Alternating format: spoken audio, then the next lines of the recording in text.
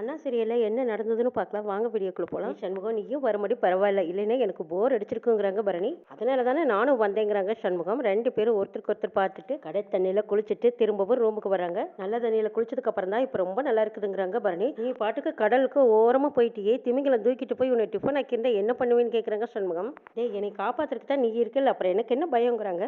என்னதான் இருந்தாலும் கடல் தண்ணி ரொம்ப உப்பு கரிக்குதுங்கிறாங்க. ஏன்டா கடல் தண்ணி உப்பு கரிக்காம இருக்குமாங்கிறாங்க. என்னதான் இருந்தாலும் தண்ணி இவ்வளவு உப்பு கரிக்காதுங்கிறாங்க. ஏன்டா டேய் எதுக்குடா தண்ணி வெள்ளம் குடிச்ச, ஒண்ணு கிடக்க ஒண்ணு ஆயிட்டே என்ன செய்யறதுங்கிறாங்க. ஆமா இந்த ஊர்ல மனுஷங்க ஒண்ணு கிடக்க ரெண்டு கிடக்க எல்லாம் இதுல தானாமே ஐயா அப்படிங்கிறாங்க சண்முகம். நீ சும்மா இருடா, ஏதோ பேசிட்டு இருக்க, முதல்ல நல்லா தலை துவட்டினியாங்கிறாங்க. எல்லாம் துவட்டியாச்சு, நீயும் வரலைன்னா எனக்கு ரொம்ப போர் அடிச்சிருக்குங்கிறாங்க. ஆமாமா கிளம்பி வரும்போது தான் உங்க அப்பங்காரம் பண்ற வேலை, நீ வரும்போது சேர்ந்து வர முடியாம போச்சு. ரிட்டர்ன் டிக்கெட் போட்டியேன்னு கேக்குறாங்க. உனக்கும் டிக்கெட் கேட்டு பார்த்தா ஆனா கிடைக்கலடா, அதனால ஒரு நாள் இங்க தங்கும்படி இருக்கு, ரெண்டு பேரும் சேர்ந்து நாளைக்கு போய்க்கலாங்கிறாங்க. அது கூட ரொம்ப நல்லதா போச்சு, அப்ப நைட்டு ரெண்டு பேரும் ஒன்னா இங்க தான் தங்க போறோமாங்கிறாங்க. டேய் ரொம்ப ஆசை கனவு காங்காதடா, உங்க அண்ணன் 3 நாள் டிக்கெட் போட்டான்னு சொன்னா இப்போ ஒரு நாள் தான் ஆயிருக்கு, இன்னும் ஒரு நாள் தானா, அடடா அப்பா முருகன் ஏன் இப்படி பண்ணா அப்படின்னு சொல்லிட்டு இருக்கும்போது, டேய் நீ என்னமோ சொன்னீங்கல்ல சொல்லுன்னு கேட்குறாங்க பரணி. இல்ல உங்க அண்ணக்காரன் 3 நாளைக்கு டிக்கெட் போட்டான், நம்ம இன்னைக்கே போய் என்ன செய்யறதுங்கிறாங்க. ஓ உனக்கு அந்த நினைப்பு வேற இருக்கா. பரணி தலகாணி எழுதியே அடிக்கிறாங்க. ஏ பரணி உங்க அண்ணன் தானே டிக்கெட் போட்டா என்னை அடிக்கிறியேங்கிறாங்க. இல்லடா நீ தானே இன்னொரு நாள் சேர்ந்து இருந்துட்டு போலான்னு சொல்லிட்டு இருக்க, உன்னைத்தான் அடிப்பா அப்படின்னு சொல்லிட்டு ரெண்டு பேரும் ஜாலியா விளையாடிட்டு இருக்காங்க. பரணி நல்லா அசந்து தூங்கிடுறாங்க. சண்முகம் உட்காந்துக்கிட்டே இருக்காங்க. சண்முகம் உனக்கும் பரணிக்கு இன்னைக்கு ஃபர்ஸ்ட் நைட் நடந்தே ஆகணும்னு பாக்கியம் சொன்னது காதுல விழுந்துகிட்டே இருக்குது சண்முகத்துக்கு. இதை நம்ம பரணி கிட்ட சொல்லி ஆகணுமேன்ட்டு ஏ பரணி கிளம்பி வரும்போது அத்தை ஒன்று சொல்லுச்சுங்கிறாங்க. என்ன சொல்லுச்சுன்னு கேட்குறாங்க பரணி. நாம இங்க இருந்து திரும்பி போகும்போது நீ எனக்கு முழுசா பொண்டாட்டி ஆகணுங்கிறாங்க சண்முகம். அதுக்கு என்ன இப்போவா, அப்போ உனக்கு இதில் சம்மதமாங்கிறாங்க. எனக்கு டபுள் ஓகேங்கிறாங்க பரணி. அத்தை இன்னொன்னு சொல்லுச்சு அப்படின்னு சொல்லி பிரியமா சொல்லிட்டு இருக்காங்க. என்ன சொல்லுச்சுன்னு கேட்குறாங்க பரணி. நம்மளுக்கு சாந்தி முகூர்த்தம் முடிஞ்சு நீ கர்ப்பம் ஆயிட்டீன்னா நீ அமெரிக்கா போக முடியாதுன்னு கரெக்டாக தான் சொல்லியிருக்குது. கர்ப்பம் ஆயிட்டா நான் எப்படி அமெரிக்கா போக முடியுங்கிறாங்க. அப்படின்னா அத்தை சொன்ன மாதிரி நான் உன்னை கர்ப்பம் ஆக்கிட்டுமாங்கிறாங்க. அப்போ உனக்கு இதுல முழு சம்மதமாகவும் பரணி சம்மதங்கிறாங்க. பரணி நான் உன்னை இம்புட்டு லவ் பண்ண தெரியுமாங்கிறாங்க. நானும் தான் உன்னை லவ் பண்ணேன், தன்னோட விருப்பத்தை தெரிவிச்சுக்கிறாங்க. சண்முகம் பரணி ரெண்டு பேரும் ஒருத்தருக்கு ஒருத்தர் லவ் பரிமாறிக்கிறாங்க. பேட்டோட காதலையும் புரிதலாக்கும் போது இந்த பக்கமா சவுந்தரபாண்டிக்கு இது ஒரு கனவா இருக்கு. வெறுமையிலே கையெடு கையெடு கையெடுன்னு சத்தம் போட்டுட்டு இருக்காங்க. அந்த பக்கமா பாக்கியம் சத்தம் கேட்டு என்னங்க என்னாச்சு உங்களுக்கு ஓடி வந்து கேட்கறாங்க. இது வெறும் கனவாங்கிறாங்க சவுந்தரபாண்டி. எது கனவா, அப்ப நீங்க உறங்கிட்டு தான் இருந்தீங்களா, சாய போது இது ரெண்டாம் கட்ட நேரத்துல அப்படி என்ன கனவு கண்டீங்க, அப்படி கனவு கண்டீங்கன்னா அது பழிக்குமேங்கிறாங்க பாக்கியம். எது ரெண்டாம் கட்ட நேரத்துல கனவு கண்டா பழிக்குமாங்கிறாங்க சவுந்தரபாண்டி. ஆமா கெட்ட கனவு கண்டிருப்பீங்க போல இருக்கு. இந்த நேரத்துல கனவு கண்டா பழிக்காமையா இருக்கும், பழிச்சா எனக்கு என்ன பழிக்காட்டி எனக்கு என்னன்னு போறாங்க. சவுந்தரபாண்டிக்கு இருப்பு கொள்ளல. ஐயோ ரெண்டாம் கட்ட நேரத்துல பழிக்கும்னு வேற இவ வேற கொளுத்தி போட்டுட்டு போறாளே. யாரு என் பக்கம் இல்லைனாலும் பரணி என் பக்கம் இருக்கா, அவகிட்ட பேசிட வேண்டியதான்னு உடனே பரணிக்கு போன் பண்றாங்க. டேய் பரணி, சண்முகம் ஒரு ஐடியாவோட தான் அங்க வந்திருக்கான். நீ அமெரிக்கா போக கூடாதுங்கிறத தடுக்கிறதுக்கு தான் உன்னை பெத்தவ அவன் அங்க அனுப்பியிருக்கான். அதனால சண்முகத்துக்கு அறிவில்லைன்னு சொல்றீங்களா, என்ன பெத்தவ எதுக்காக அவனை இங்க அனுப்பியிருக்கான்னு கேட்கறாங்க பரணி. நீ பரணி எனக்கு சொல்றதுக்கே நாக்கு கூசுது, உன்னை கர்ப்பமாக்கிட்ட நீ அமெரிக்கா போக மாட்டியல, அதுக்கு தான் அந்த வெறும்பையில அங்க அனுப்பியிருப்பா. என்ன பேசிட்டு இருக்கீங்க, பெத்த பொண்ணுகிட்ட பேசுறேங்கிறதே மறந்து போச்சா, முதல்ல போனை வைங்கன்னு திட்டுறாங்க பரணி. நீ போனை வச்சிடாத, அதனால தான் நான் சொன்னேன்ல நாக்கு கூசுதுன்னு. பரணி நீ போனை வச்சிடாத, அந்த வெறும்பை இருக்கானே உன்கிட்ட பேசி மயக்கி உன்னை பீச்சுக்கு கூட்டிட்டு போவாங்கிறாங்க. மெட்ராஸ் வந்தா பீச்சுக்கு போகாமையே இருப்பாங்க பரணி. பரணி அவனோட ஐடியாவை நான் சொல்றேன் கேளு. கடலோரத்துல கூட்டிட்டு போவாங்க, காத்துலயும் அந்த ஜில்லுன்னு இருக்கிற இடத்துலயும் உன் காலை நைஸா தட்டி விட்டுருவான். தண்ணியில வில போய் சருன்னு சறுக்குவேன், டப்புன்னு உன்னை காப்பாத்துற மாதிரி நடிப்பான்.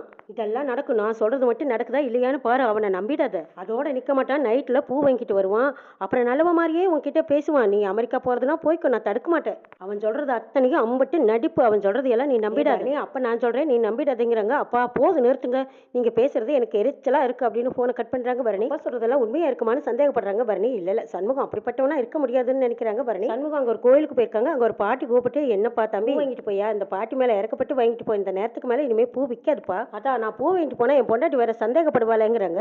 பூவுக்கு மயங்க பொம்பளை இருப்பாளா, இந்த பூவை வாங்கிட்டு போயா, எங்க வீட்லயும் பேர பிள்ளைங்க இருக்காங்க, போகும்போது நானும் ஏதாவது திங்கறதுக்கு வாங்கிட்டு போவனல்ல, இந்த பூவை வாங்கிட்டு காசு கொடுத்து உதவி பண்ணியாங்கிறாங்க. உங்களுக்கு எத்தனை பேர பிள்ளைங்க, படிக்கிறாங்களான்னு கேக்குறாங்க. ஆமா ஐயா படிக்கிறாங்க, ரெண்டு பேர்த்தையும் நான் தான் படிக்க வைக்கிறேன். பணம் இருந்தா வீட்டுக்கு போவையில ஏதாவது வாங்கிட்டு போவேங்கிறாங்க பாட்டி. இந்த வீட்டுக்கு போகும்போது ஆளுக்கு 100 ரூபாய்க்கு ஏதாவது வாங்கிட்டு போங்கிறாங்க. சண்முகம் பணத்தை கொடுக்குறாங்க.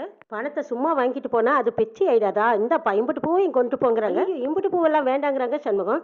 இல்லையா இதுக்கு மேல வச்சிருந்தாலும் இந்த பூ விற்காது, இந்த பூவை கொண்டு போய் உன் பொண்டாட்டி கிட்ட கொடு, இந்த பூ வாசனையிலேயே உன்னை காலை சுத்தி சுத்தி வருவாங்க, அவராசனா நல்லா இருன்னு வாழ்த்திட்டு போறாங்க பாட்டி. ஐயோ இந்த பாட்டி பூவை கொடுத்துருச்சு, ஆனா இதுக்கு சைடிஸ் வாங்கணுமே, சரி போய் வாங்கிட்டு போவோன்ட்டு அல்வா வாங்க போறாங்க. சண்முகம் மல்லிகைப்பூவும் அல்வாவும் வாங்கிட்டு ரூமுக்கு வர்றாங்க. பரணி பார்த்ததும் புரிஞ்சுக்கிட்டாங்க, என்னடா இதுன்னு கேட்கறாங்க. ஒரு பாட்டி பாவம் பேர பிள்ளைங்களுக்கு ஏதாவது வாங்கிட்டு போகணும், இந்த பூவை வாங்கிட்டு எனக்கு காசு கொடுன்னு கேட்டுது.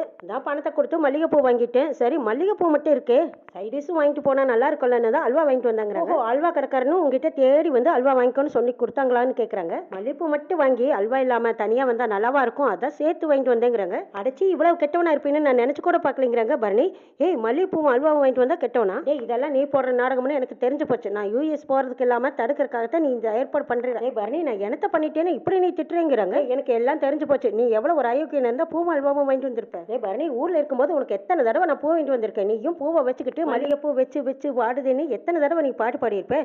இப்போ என்னமோ அயோக்கியம் திட்டம் அது இதுன்னு என்னென்னமோ பேசுற. மல்லிகைப்பூவையும் அல்வாவையும் பார்த்துட்டு நிறைய வசனமெல்லாம் பேசுறீங்கிறாங்க. இல்லடா இதெல்லாம் சரிப்பட்டு வராது, நான் இப்பவே ஊருக்கு கிளம்புறேங்கிறாங்க பரணி. நோக்கத்தோட பார்த்த கண்ணை நோண்டி போடுவேன். இங்க பாருடா இப்பவே சொல்றேன், நான் இனி உன் கூட இருக்க மாட்டேன். நீ மல்லிகைப்பூவும் அல்வாவும் வாங்கிட்டு வந்திருக்கிறத பார்க்கும் எதுக்கு வாங்கிட்டு வந்திருக்கேன்னு எனக்கு தெரிஞ்சு போச்சு. இது தெரியாம இருக்கிற அளவுக்கு நான் ஒன்றும் பச்சை குழந்தை கிடையாதுங்கிறாங்க பரணி. நீ அப்படியே கொன்னே போட்டுருவேங்கிறாங்க. ஏ என்னடா நான் கோயிலுக்கு போகும்போது நல்லா தானே இருந்தேன், இப்போ என்ன கோட்டி பிடிச்ச மாதிரி பேசுறேன். ஆமாடா எனக்கு கோட்டி தான் பிடிச்சிருக்கு, இனிமே நான் இங்க இருக்க மாட்டேன், நான் இப்பவே கிளம்புறேன். துணியெல்லாம் எடுத்து வைக்கிறாங்க பரணி. நீ போறதுக்கான காரணத்தை சொல்லிட்டு போ. இன்னைக்கு ஒரு நாள் தங்குறேன்னு சொன்னீங்கல்ல, ட்ரெயின் டிக்கெட் எல்லாம் கூட கேன்சல் பண்ணி அப்புறம் ஏன் அவசரமா கிளம்புறேன்னு சொல்றேன். எனக்கு காரணத்தை சொல்லிட்டு போங்க. மேல கை பட்டுச்சு சூடு வச்சிருவேன் பாத்துக்கோ. என்ன தப்பு பண்ணேன்னு அதையாவது நீ சொல்லிட்டு போங்கிறாங்க. போட்டோ எடுக்கும்போது என்ன பின்னாடி போன்னு சொல்லி என்ன விளை வச்சியலங்கிறாங்க. வச்சது மட்டும் இல்லாம என்ன பின்னாடி வந்து கட்டிப்பிடிச்சியல. பிளான் என்னங்கிறது எனக்கு நல்லா தெரிஞ்சு போச்சு. இங்க பாருடா இதுக்கு மேல நீ என் பின்னாடி வந்தா அவ்வளவுதான் சொல்லிட்டேன்ட்டு போறாங்க. அப்படியே முருகா இவ எதுக்கு தான் இப்படி சவுந்தரபாண்டி மாதிரி அடிக்கடி பேச்ச மாத்தி பேசுறாளோ எனக்கு ஒன்றும் புரியலையே நிக்கிறாங்க. நீ பாட்டுக்கு போய்கிட்டே இருக்காளே, இவ்வளவு தனியா விடக்கூடாது, நாமளும் பின்னாடியே போயிடலாம். போகும்போது சரி இந்த மல்லிகைப்பூ வேண்டாம் அல்வா வேணா பசிக்கும் போது சாப்பிட்டுக்கலாம்னு சொல்லி அல்வாவையும் தூக்கிட்டு ஒட்டமா போறாங்க. வெங்கடேச வக்கீல் ஜாமீன்ல வெளியே எடுத்துட்டு வராங்க. பாலியல் வன்கொடுமைங்கிற பேர்ல தான் இவங்களை அரெஸ்ட் பண்ணிருக்காங்க. அது பாடுபட்டு தான் இவரை வெளியில எடுத்துட்டு வந்திருக்கேங்கிறாங்க வக்கீல். சார் இவர் ரொம்ப நல்ல பையன் தான், அந்த பொண்ணை கட்டுனதுக்கு அப்புறம் தான் இப்படி ஆகி போயிட்டாங்கிறாங்க உங்க அப்பா. சார் கோர்ட்ல இதெல்லாம் செல்லாது சார், உங்க பையன்கிட்ட இது வரைக்கும் பேசின வரைக்கும் இன்னும் அதே கோர்ட்டோட தான் இருக்காங்க. ஆனா இப்படி எல்லாம் இருக்கக்கூடாது சார், இந்த கேஸ்ல இருந்து வெளியே வரணும்னா நிறைய மாறணும். உங்க பையன்கிட்ட அதெல்லாம் மாற்றமே இல்லையே சார். ஏ வெங்கடேஷ் வக்கீல் சொல்றதை கேட்டியாங்கிறாங்க. சார்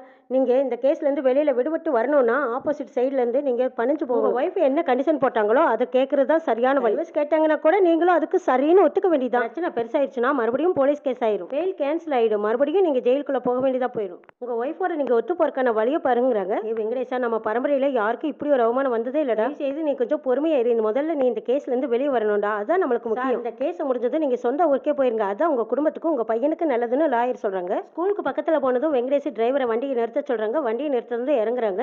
டே வெங்கடேஷ் இங்க என்னடா வேலை உனக்கு அப்படின்னு அவங்க அப்பா கேட்கணும். இங்க வேலை இருக்கு அதை நான் முடிச்சுட்டு வரேங்கிறாங்க. டே சொன்னா கேளடா போயிடலாங்கிறாங்க. இங்க பாருங்க எனக்கு இங்க வேலை இருக்குன்னு சொன்னனால அதையும் மீறி இங்க நின்று அப்புறம் நடக்கிறத வேற இருக்கும், மரியாதையா போ அப்படின்னு சொல்லிட்டு வராங்க. சார் அவர் வரும்போது வரட்டும், நம்ம போல வாங்கன்னு வக்கீல் கூப்பிடுறாங்க. என்ன சார் ரொம்ப கஷ்டப்பட்டு எவ்வளவு காசை இறைச்சி இவனை வெளியில கூட்டிட்டு வந்து இவன் போறத பார்த்தா கொலக்கை சைடுமோங்கிறாங்க. நாம் சொல்லி கேட்காம போறவரை என்ன சார் பண்ண முடியும், வாங்க போலான்னு வக்கீல் கூப்பிடுறாங்க. வெங்கடேஷ் ஸ்கூலுக்கு முன்னாடி அங்கங்க குறுக்க முறுக்க நடந்துட்டு இருக்காங்க. செக்யூரிட்டி குட் மார்னிங் சொல்றாங்க, அதையும் சட்டை பண்ணிக்காம நிக்கிறாங்க. வெங்கடேஷ் அப்பதான் அறிவழகன் வராரு. என்ன வந்துட்டீங்களான்னு கேக்குறாங்க. ஏன் வராம அப்படியே செத்துடுவேன்னு நினைச்சியா? என்ன சார் பசங்க எல்லாம் வேடிக்கை பாக்குறாங்க, இப்படி பேசுறீங்க, நீங்களும் டீச்சர் நானும் டீச்சர், நீங்க இப்படி பிஹேவ் பண்ணலாமான்னு கேக்குறாங்க. அறிவழகன் அப்படி தண்டா பிஹேவ் பண்ணுவேன், ஏன் ரத்னாவே என்கிட்ட இருந்து நீ பிரிப்பியா, கையில மாட்டிட்டியால இன்னைக்கு நீ செத்தேடாங்கிறாங்க. வெங்கடேஷ் நீங்க அளவுக்கு அதிகமா போயிட்டே இருக்கீங்க. ரத்னா மேடத்துக்கிட்ட நான் சாதாரணமா தான் பழகிட்டு இருக்கேன், நீங்க தப்பா பேசுறீங்க, தரம் இல்லாம செயல் செஞ்சா அன்னைக்கு ரத்னா மேடத்தை அசிங்கப்படுத்தினீங்க. ரத்னா வேண்டாம் மரியாதையை இங்க இருந்து போயிடுங்கன்னு அறிவழகன் சொல்றாரு. தண்டா இன்னைக்கு உலகத்தை விட்டே உன்னை அனுப்ப போறேன். வாயில பேசிட்டு இருக்கும்போதே வெங்கடேஷ் அறிவழகனை பலார்னு அறையிறாங்க. ரத்னா அவங்க கனியும் ஆட்டோல வந்துட்டு இருக்காங்க. அவ்வளவு நேரமா பொறுமையா பேசிட்டு இருந்த அறிவழகன் திருப்பி கொடுக்குறாங்க. ரெண்டு பேத்துக்குள்ளேயும் கைகலப்பு அதிகமாகுது. ஸ்கூலுக்கு முன்னாடி கட்டி புரண்டுகிட்டு சண்டை போட்டுட்டு இருக்காங்க. என்ன நடக்குது நாளை